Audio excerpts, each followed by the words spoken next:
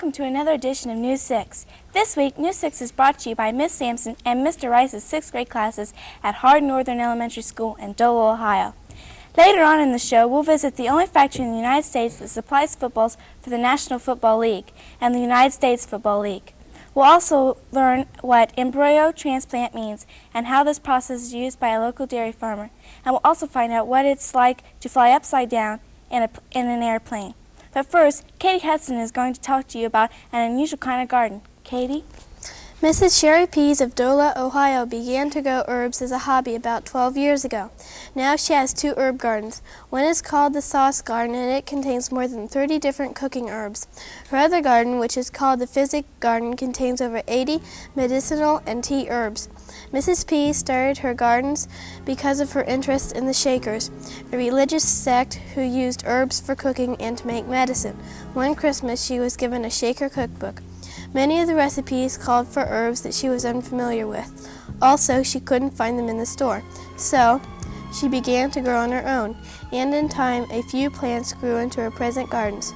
Today the gardens cover almost a third of an acre and are open to the public from May 1st through November 1st. One of the most colorful herbs in Mrs. Pease's garden is the pokeberry plant. When it's young, the leaves can be used for salads. When the plant is mature, the berries are poisonous, but they can be used to make ink. Mrs. Pease has patterned her gardens after herb gardens that the Shakers kept. The herbs can be used for many things. One herb, called the penny royal, can be ground up and wrapped in cheesecloth to make a natural flea collar.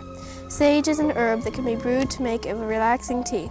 An herb called lemon balm can be brewed in water and then chilled to make a delicious lemonade. One plant in our garden is not used for medicine or cooking, but it is also a Shaker plant. It is called broomcorn. The Shakers used this plant to make the first flat brooms. Catnip is another non-edible herb, at least for humans. News 6 reporters found a volunteer to taste some.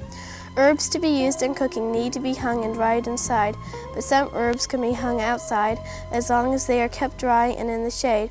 Mrs. Pease has a lath house that she built to dry some of her herbs. Thanks, Katie. Now Lori Shepard will tell us about how a local dairy farmer uses embryo transplant to increase the number of cows.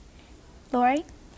Mr. Gene Weddertz has been using embryo transplants to increase his dairy herd since the fall of 1980. He decided to use the embryo transplant process because he owns a super cow named Farah. News 6 recently visited his dairy farm and met Farah. Mr. Weddertz explained that she is a super cow, and he also told us what embryo transplant means. What does embryo transplant mean? It means we're taking a fertilized egg out of a cow at 7 days and putting it in a recipient to carry it till the calf is mature at 9 months.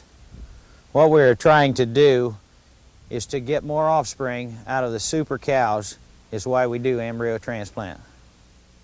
A super cow is a cow we feel that excels in milk production and type. What I mean by type is her conformation of how she's made up, what she does in the show ring, and how she will last on a dairy farm as far as on feet and legs, udder, and all conformation of the cow. So when we go with a cow that we feel is super, she has excelled for us at milking and also type-wise. This is an ET out of our first litter. We've got 3 cows out here out of that first litter milking. She's through an embryo transplant, was carried by a Holstein. The gestation period of a cow from that point is about 273 days, 280-day pregnancy on a cow normally. These embryos, most of them will calve at about that time within a few days before or after. In a 2-week period there, all our calves are born from the embryos. Thanks, Lori. Next, James Rader will tell us about a News 6 visit to a very special factory. James? All of the professional football league balls are made in the small town of Ada in northwestern Ohio. News 6 toured the Wilson Sporting Goods Company and learned how footballs are made. The balls start as patterns on selected cowhides. The football patterns are stamped out with a press and a metal die. A similar machine is used to cut out the lining panels. 16 panels can be cut out at a time with this machine. Each leather panel is then cut or skived to a specified thickness by a continuously running knife. A lining panel is sewn to each leather panel, and then the leather panels are sewn together inside out on a heavy-duty lock stitch machine. Before they are sewn together, the lace holes have been punched out. The next step is to turn the football right side out. The football must be inverted on an iron post to do this. Then a valve-type bladder is put in and the football is laced. All of this is done by hand. With the bladder in, the football can be inflated and inspected. Here's where the National Football League balls and the other balls go their separate ways. If the ball meets the NFL specifications in quality, weight, and circumference, it is stamped with the NFL insignia. Approximately only 10 balls out of every 100 are sold to the pros.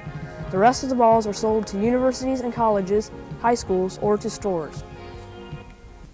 Thanks, James. And now with our last story, here's Donnie Appleton to tell us about a pilot who flies upside down for the fun of it. Donnie? Clay Flann does aerobatics as a hobby. When he is up in the air ready to do a stunt, he is about 3,000 feet above the ground. He recently demonstrated some of his stunts for News 6, and he explained how his plane operates and what makes it different from other small planes.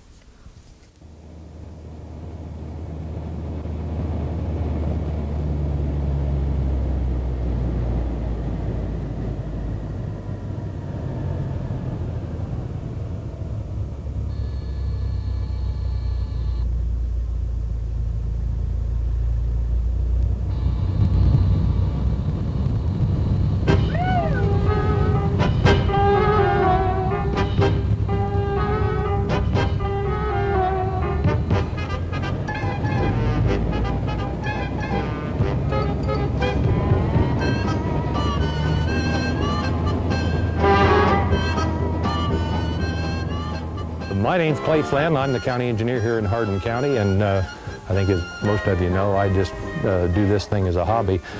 Let me start with the engine. It's a 150 horsepower Lycoming engine.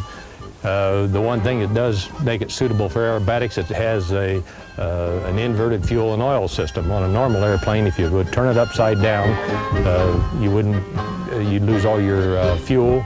The engine would quit running. Plus you'd lose all your oil pressure. Again, the engine would freeze up and quit. You'll notice different from most of them, this is operated with a stick. That little can up underneath there is the fuel tank. So when you are inverted, that's what feeds the engine. It'll run for approximately 2 minutes inverted, and then you have to turn it back into a normal flight configuration in order to fill the tank back up. And then you can turn it over again and do it again. The airplane weighs about 1,260 pounds. It holds 40 gallons of fuel. While we're in aerobatic type flights, it burns about 8 to 9 gallons an hour, depending on how much you're on and off the throttles. It holds 40 gallons of fuel total. So you can fly 4 to 5 hours without a refuel. That's all for today. We hope you've enjoyed the show. Join us next week when News 6 will be brought to you by Green Springs School in Green Springs, Ohio. We'll find out how the disabled learn to walk again and how the town of Green Springs got its name. We'll also visit a man who raises bees, and we'll talk with one of the town historians. Until then, have a good week.